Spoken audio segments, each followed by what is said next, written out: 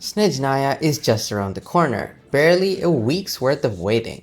Naturally, it's the most anticipated region in the game and brings massive expectations to the table. New reactions, characters, exploration, story, and so much more. Originally portrayed as the villain's faction, it's changed deeply over the course of the story, with grander goals in mind. Most importantly, Snezhnaya gets us one step closer to Dainsleif's release. The fact that it's the last region before Khaenri'ah necessitates that I properly prepare the account. There is no longer any time to say further.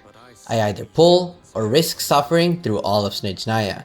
I've decided on a couple characters to pull for, the first being Odette.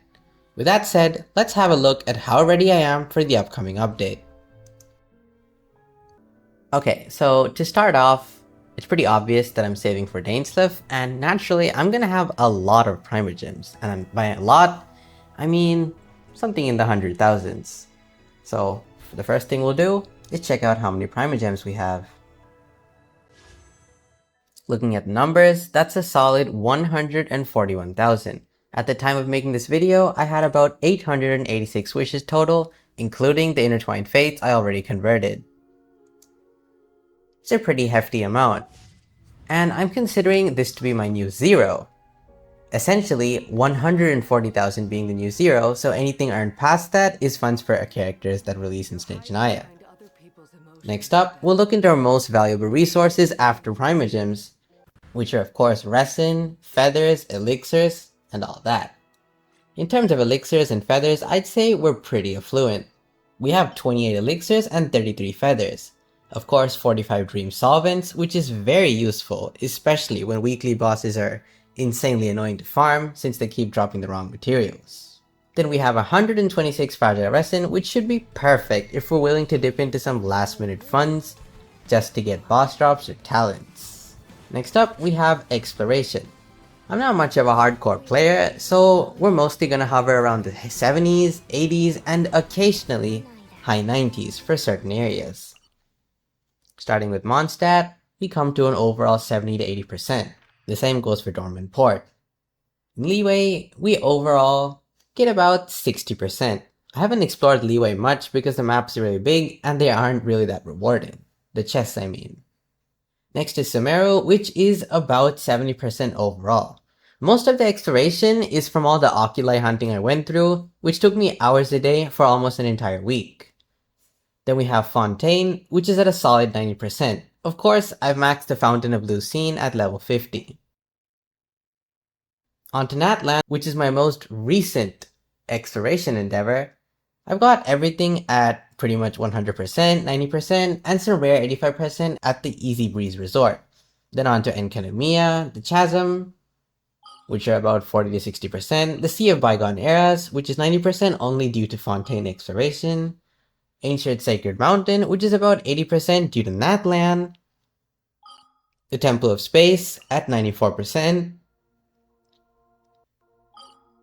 and finally the Frost Moon at overall 99%, according to Hoyo Lab statistics.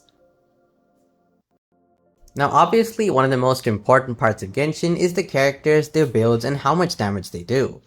So we'll look into the teams I have. For starters, I have Flynn's premium team, Flynn's, Columbina, Inefa, and Sucrose. My secondary team is a Skirk premium team. Well, not really premium, but at least it has Escoffier. So we have Skirk, Escoffier, Furina, and a flex slot like Charlotte or someone else. Then of course we have Arlecchino, and a bunch of other characters. Overall, I think the account is decently invested. Although, there could be some fixes done to make Arlecchino's team better. Next, we'll look into the weapons I have, a very mediocre inventory. I have a few level 90 weapons, and level 80, but honestly, it's neglected. The highlight is how many ores I have, since I barely enhance weapons. This should come in handy in Snezhnaya. And then of course, we have artifacts. I'm sitting at 1,600 artifacts, 300 of which are fully leveled up and used with characters. The remaining are level 0 and could definitely be strongboxed. I've mostly shortlisted the artifacts I have, so if I wanted to, I could strongbox them right away. In terms of XP, I'm winning there too. We have a cumulative 1,600 artifact XP books, character XP books if you include the blue and the purple tiers. Then on to Endgame, starting with Stygian. I've only ever cleared Menacing once, maybe I could do it a few more times, but honestly the effort isn't worth it. I could just get the rewards in co-op. So that's why you see I'm mostly at just the hard stage, which is level 90. In the future though, I'm hoping with Snezhnaya teams I could go further, and possibly even hit a fearless clear. Then on to the Spiral Abyss. Again, it's pretty ordinary progress. The last few resets are easy and I hit 36, 35 stars pretty easily. The resets before that were obviously lower because I had much weaker teams, just having New Bullet, Raiden, and a bunch of other characters. But of course, we're not gonna delve into the dark past right now. What's important is the present and the future. Next up is the Imaginarium Theater, the biggest source of primos for endgame content, at 1000 per reset. My progress over the months has been pretty satisfying. I went from only being able to clear hard. If you look at my progress, you can see almost all of them are visionary clears. The ones which aren't are really old and probably in the last year. Of course, we won't be running into those issues anymore because almost our entire roster is at level 70 and above. Then we move on to achievements, which is a very mediocre 1086. I think the number should hit 1100 very soon, but honestly, it isn't all that much. I don't really achievement hunt, I just claim them through exploration, quests, and other random stuff.